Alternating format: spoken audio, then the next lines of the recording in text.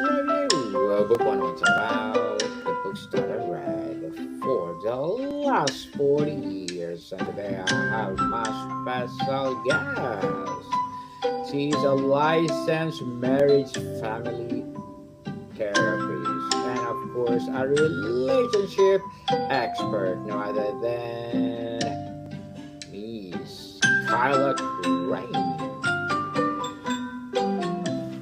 Welcome, Miss Kyla, on Book 101 Review. And can you please introduce more about yourself that I asked?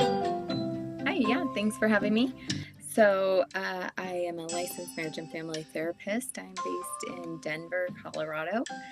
I specialize in working with couples and relationships and relational trauma. I help couples heal from trauma that they've experienced either outside of their relationship that's contributing to problems in their relationship or experiences inside their relationship that has created some damage.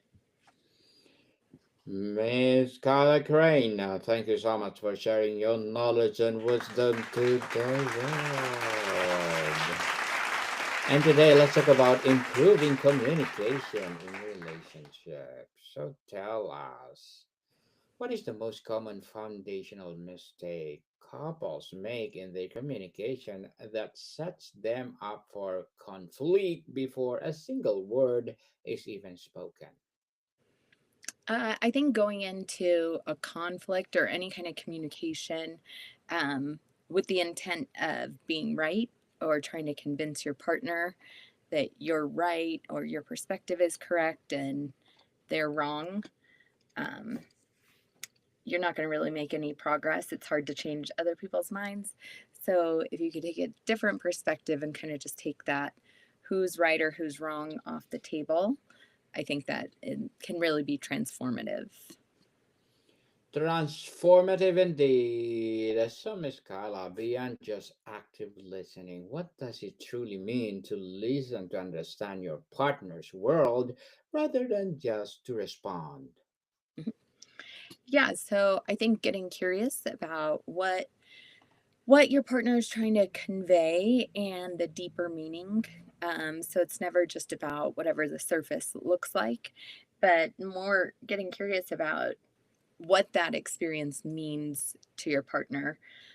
So if they're upset about you not following through on something or something like that, like getting curious and wondering what that was like for them, not just focusing on the facts of whether you did or didn't do what they're saying, but really wondering about what it was like for them or what their experience was. Were they not feeling valued or not feeling loved or appreciated or whatever that deeper piece is? That's how you can really make some progress and your partner can really feel like you care and you really understand the important piece, not just the top surface piece that it looks like they're upset about. Miss Kyla, how can we shift our goal in a difficult conversation from winning the argument to understanding the problem? Yeah, again, I think that's, goes to trying to really hear your partner. And if you take a second, pause, don't focus on being if you're right or not, and just take a second to completely listen to them, like listening to understand, and taking the responding, not focusing on that piece, and really just trying to hear what their experience is like, keeping in mind that their their experience is true to them and that's real. You could have a different perception and that's okay, um, but still it's still valid however they're feeling, whatever they're experiencing, whether you agree or not, whether you see things the same way or not. Just validating them that that is their experience and aligning with them on how they can, you know, feel better, how you can help resolve that without taking it personally that, whatever they're feeling, that necessarily means that you did something wrong. Indeed. And what is the role of personal vulnerability in communication? Why is it so difficult to be vulnerable, even with the person we love most? Well, the person that we love most has the usually that means they can hurt us more than anyone else, right? And so when you're vulnerable, you give somebody an opportunity to hurt you. And so a lot of times we're asking somebody to communicate vulnerably why they're hurt. So giving somebody an opportunity to hurt you after they just have, that can be really scary. And like I said, you know, something that a stranger tells you is usually not going to be as painful as something that somebody you love the most is going to tell you. And so I think that that's why it's so scary with them. They have a lot of power to really hurt us so deeply. And so a lot of times it makes, that's what makes people just kind of want to close off, not give their partner any more chance to hurt them. And that is blocking communication. Lacking communication for sure. And Miss Kyla, on navigating conflict and difficult conversations, what are the subtle early warning signs that conversation is starting to derail? And what is a simple tool to hit the reset button? So I think when it's seeming like your partner is just, you guys are on different pages, and sometimes people will have the experience where they'll think like, are you even like, how could you be thinking that? Like, they're just not getting it. That usually means that things are not being received the way you want it to be. That can happen when couples have been in conflict for a while or have become disconnected, or sometimes, it's always been that way and they've never really addressed it. Um, in those instances, if you find yourself kind of confused, it could be really helpful to just ask your partner, what did you hear me say? And a lot of times when they respond, that'll give you kind of it'll help you understand, like, oh, if that's what you thought I was saying, now it makes sense. And it gives you the opportunity to clarify what you were really trying to convey.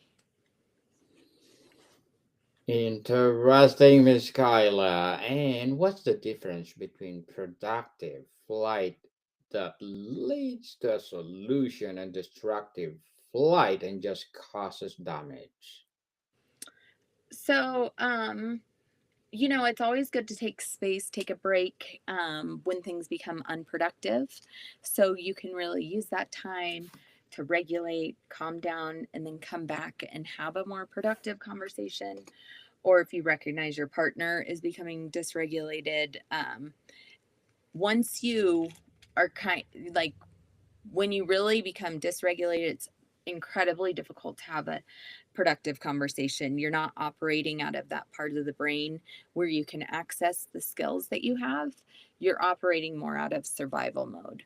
So, if you could take a break and kind of gather yourself, whatever it takes to come back and have a productive conversation, that's going to be, kind of critical.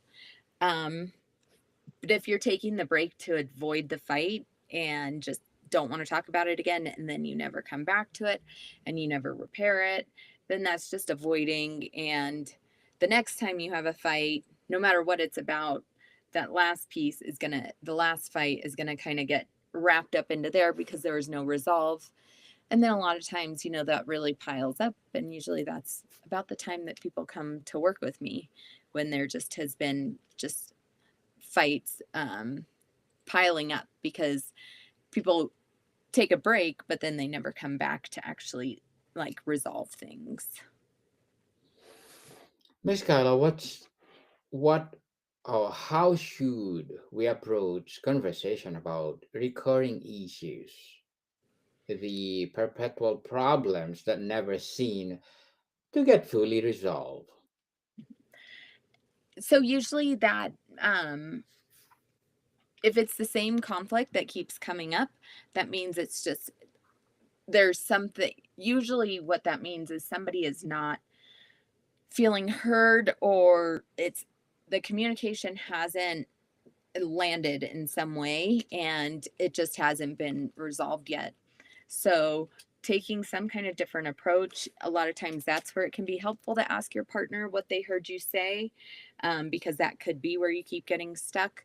Um, but also getting curious, like I had said, trying to understand, take looking at it from a different perspective. Because again, if it keeps coming up, it's probably that deeper meaning isn't being addressed or resolved. You're just kind of looking at that very surface piece. And like I said, there's always something deeper. So in order to really resolve it and get to the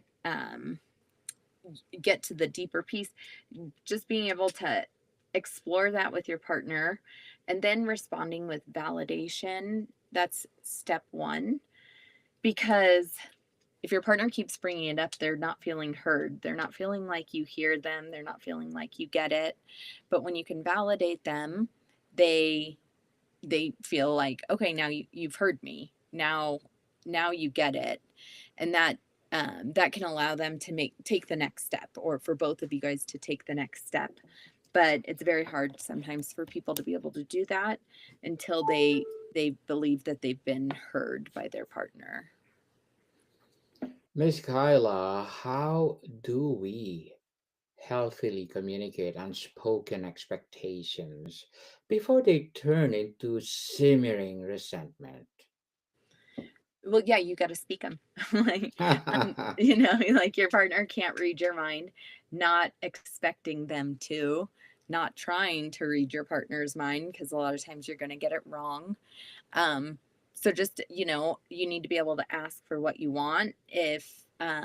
And it's really important to work as a team, your partners, and so if you're sensing that your partner is needing something, but they're not clearly communicating, at least to you, you're not getting it, then you can ask them. And so, working as a team, not everyone's going to be able to access their tools all the time.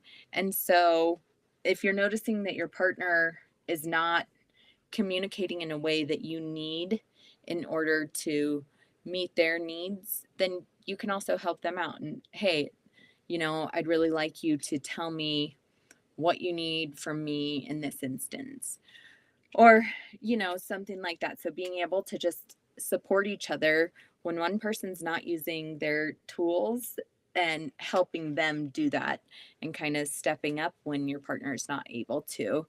And of course, that to be a balance, not always one person, but just kind of teamwork in that way. Indeed. And Miss Carla, how can changing the question we ask each other from "How was your day?" to something more profound reignite intimacy and connection? Um, I think just being more open to uh like the vulnerable piece. So rather than how was your day, you can just ask more about like what their experience was. So if they do want to share something about their day, I had maybe they say I had an important meeting with my boss. Not just leaving it there, but asking, like, what was that like for you? What was that experience like for you? Tell me about how you felt during it. So, not focusing on the facts, but getting more curious about what your partner's actual experience, their emotions were. So, that vulnerability, it doesn't have to be some grand conversation or anything, but just asking about things in a little bit of a different way, that is incredibly connecting. Just sharing more of the vulnerable side rather than just kind of the facts. Well, tell us, Miss Kyla, what does it look like to create a culture of appreciation in a relationship, and how does it daily practice transform communication?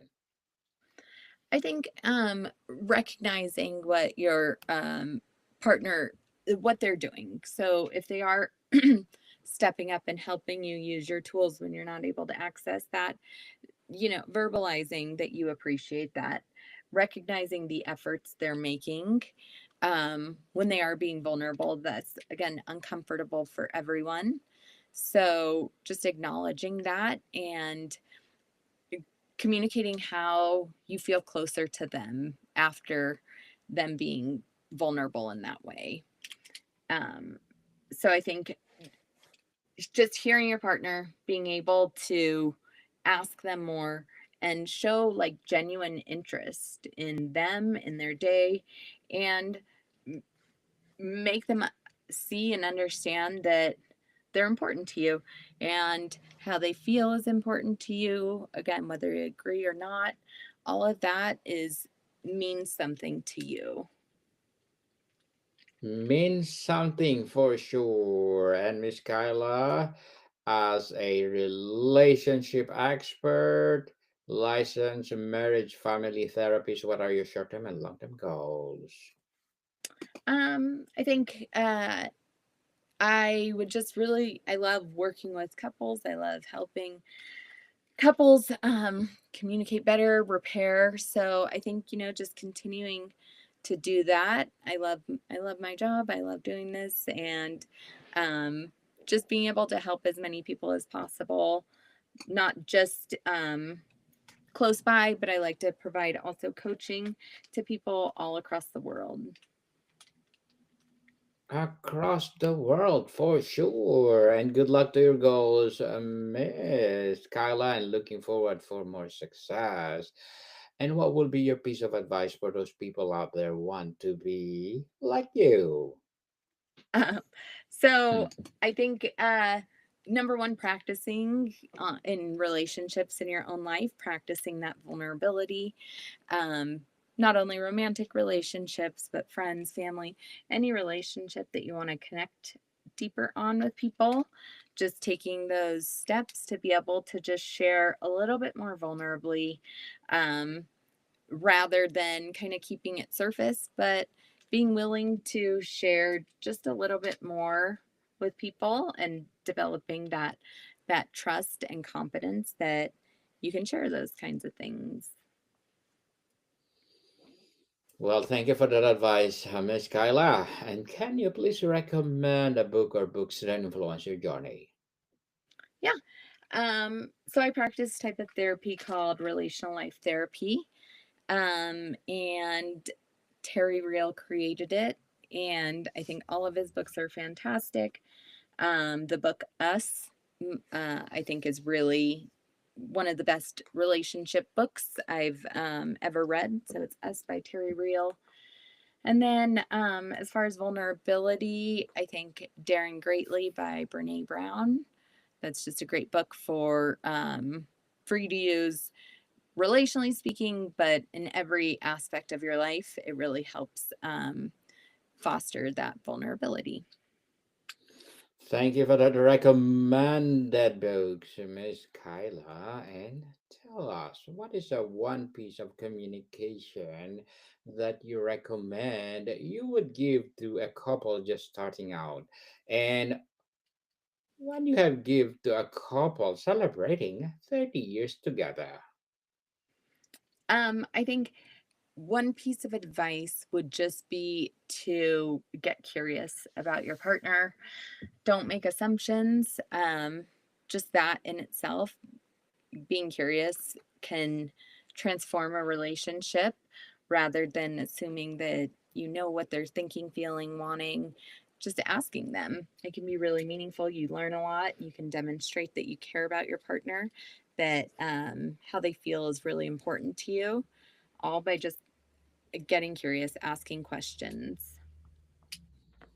Be curious, people. Who knows? You will be the next Einstein. And Miss Kyla, how can we take responsibility for our own triggers and communicate about them without blaming our partner? Yeah, I mean, I think just being vulnerable in that way. Um, Anger is usually covering up something more vulnerable. And so if you're triggered and you respond with some form of anger, taking a second, and even if you can't do it just in the very moment, when you do calm down, trying to reflect back on what that was like for you. So again, it probably goes back to that deeper meaning, but exploring if you were if you got mad, like what was really happening. Maybe you were disappointed, or maybe you were worried, or maybe you were hurt, whatever that is, trying to get to that piece and then sharing that with your partner.